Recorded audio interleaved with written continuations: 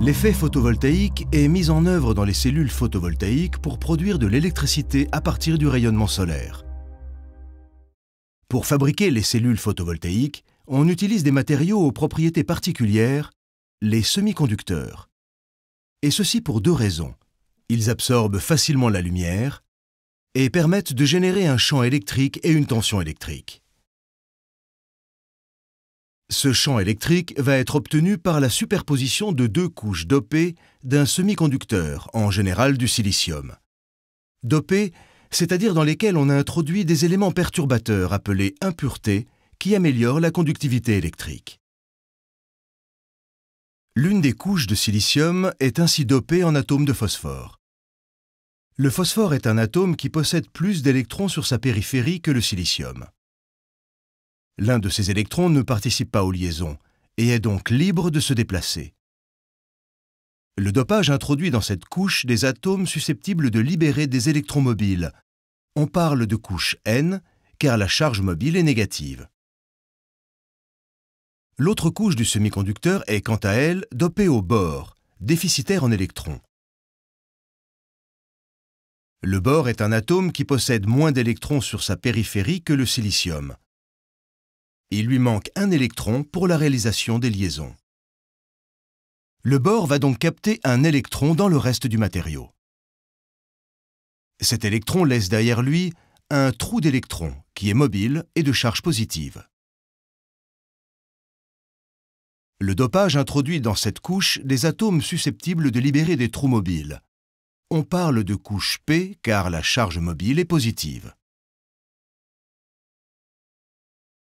Les électrons et les trous se déplacent par diffusion dans ces deux couches.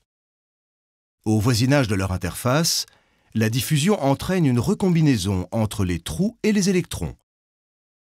Les électrons et les trous mobiles s'annihilent. Ce phénomène produit une zone non neutre électriquement d'atomes de phosphore chargés positivement et une zone non neutre électriquement d'atomes de bore chargés négativement. On obtient ainsi un champ électrique au sein du semi-conducteur, et cette région est appelée jonction PN. Ce champ électrique s'accompagne de l'apparition d'une différence de potentiel électrique entre la zone N et la zone P.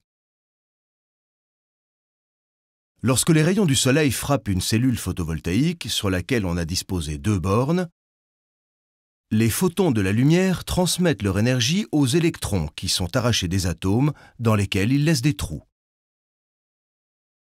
Les électrons et les trous ainsi formés vont avoir tendance à se recombiner. Mais lorsque le phénomène a lieu dans ou au voisinage de la jonction PN, le champ électrique va au contraire contribuer à séparer les charges positives et négatives. Les électrons sont repoussés vers la couche N, les trous vers la couche P. Les électrons cherchant à se combiner avec les trous sont alors obligés de passer par un circuit extérieur pour rejoindre les trous, créant ainsi un courant électrique continu qu'on appelle le photocourant. Les électrons sont délivrés sous la tension créée dans la jonction PN, que l'on appelle la phototension. Le produit des deux correspond à la puissance électrique délivrée par la cellule, qui convertit ainsi directement une partie de l'énergie lumineuse en énergie électrique. Le rapport entre l'énergie de la lumière et l'énergie électrique est appelé le rendement de conversion de la cellule.